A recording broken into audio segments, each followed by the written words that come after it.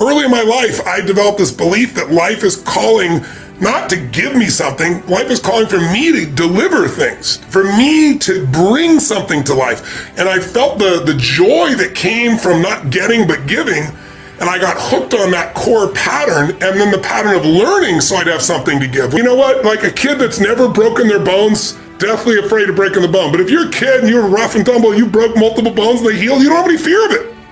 There's so many kids that have been raised to be safe and secure every moment. Anything that's insecure or unsafe, they don't want to be a part of, including language. And what it does is make you incredibly weak and fearful. And that's why there's so many people that are abundant that are angry all the time. Because they're angry because they're not growing. So don't get me wrong. I know some people are not a good influence. I'm not denying that. I'm just saying you're more than somebody's influence unless you obsess about it every moment and make them wrong so you can make yourself feel superior morally, psychologically, or spiritually. That's bullshit. Stop the pattern. We've all done it. Catch yourself. Self-esteem does not come from what people say about you. Self-esteem comes from what you experience about yourself. See, someone can tell you your whole life you're a piece of crap, and part of you go, you're full of it, I'm going to show you. Lots of people have done that. They never bought it.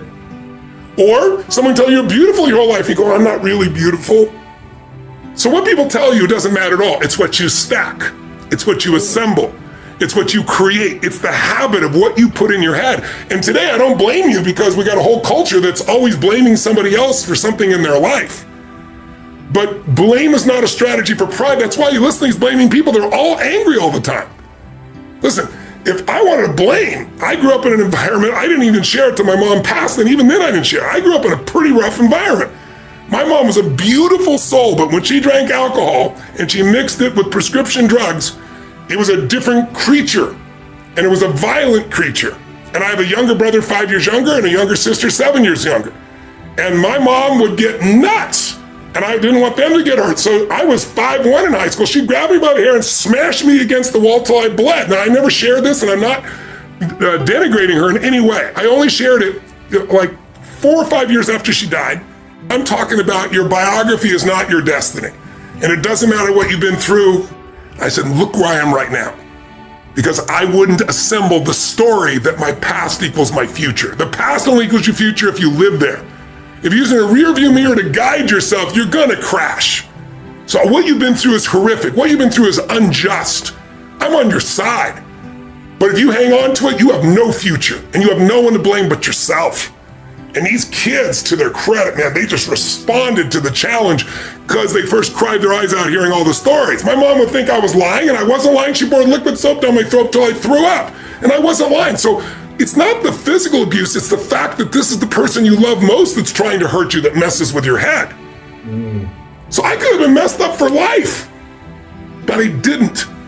Because something inside me says, I'm responsible for this life. And part of that's because I started reading when I was 13, 14 biographies of people, the greatest people in history, and reading their lives and finding out, guess what? Their lives were far from perfect. Some of them had worse lives than I had. But when you have no reference and all you do is go online, you talk to other people, making everybody else toxic, and I'm like this, and they didn't do that, then you get to have this shitty life just like those other people. Why are they online so much? Because they don't have a life.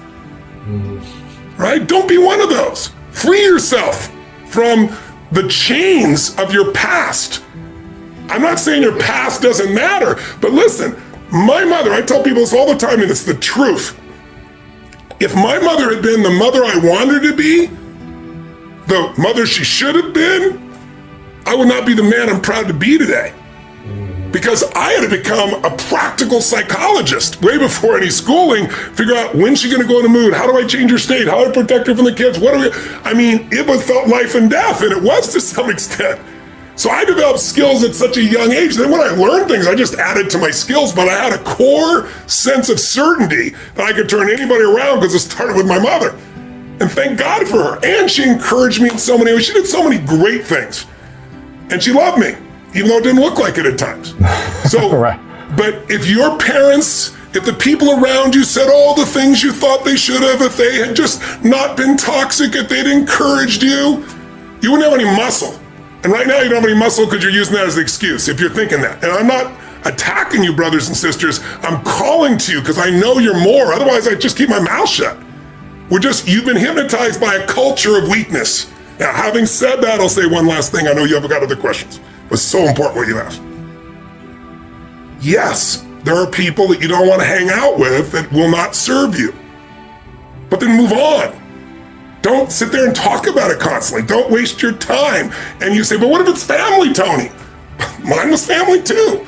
And you learn to grow. You go, they're in my life. If someone can get your goat, if someone can piss you off, if someone can make you feel less than, that's God coming to you saying, grow. You need some spiritual growth. There's got to be some change in your perception, your belief, your emotions, your spiritual look of life. So that can't happen anymore. And when it happens, like at 61, I've been through so many of those things, and I like to do things in mass. I took on big challenges, so I'd have to grow more. But then life throws them at you too. When they come, you just go, okay, it's going to have me until I grow.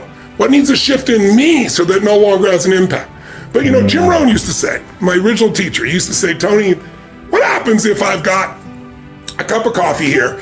And he'd say, what if your worst enemy drops sugar in your coffee? What's going to happen? And I'd go, well, you'd have sweet coffee. And he goes, what if your best friend, your mother, your father, your brother, your sister, your loved one drops one drop of strychnine?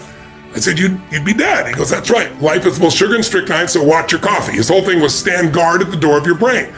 But some people take that and go, oh my God, you can kill me. It was a metaphor. These people are not so toxic. They're toxic because you give them energy. So if your mom's crazy and constantly criticizing you and it drives you nuts, just go, that's my mom. That's her way of showing love. And I find a new perspective. And no matter what she does, just stay in a beautiful state and love on her and think, boy, think of all that she cares and feels for, all that she's frustrated in life, or all that she's going through that's made her this way. And think, I don't have to go through this. I can love her. It's like your growth is the only limit to your happiness. If you're not happy, you're not growing in some area. And usually it's a place where you're blaming, you're pointing the finger. I don't care if it's government, don't get me wrong. People can be unfair, unjust, that's for sure happens. But you can't control that. You can't make it not happen. What you have to do is become stronger than any of it so you're free. Freedom comes from growth. Freedom does not come from control. Because control is an illusion. You can't control everybody. No matter how hard you try, you can't control what they think or feel. And not everybody's going to be fair and just. And you, my dear friends, and I have not always been fair and just. Whether we admit it or not, it's just the nature of being, a human being. But we can make the largest pattern fair and just and loving and powerful and serving and growing until it becomes the dominant thing inside you. And then you experience life as being great.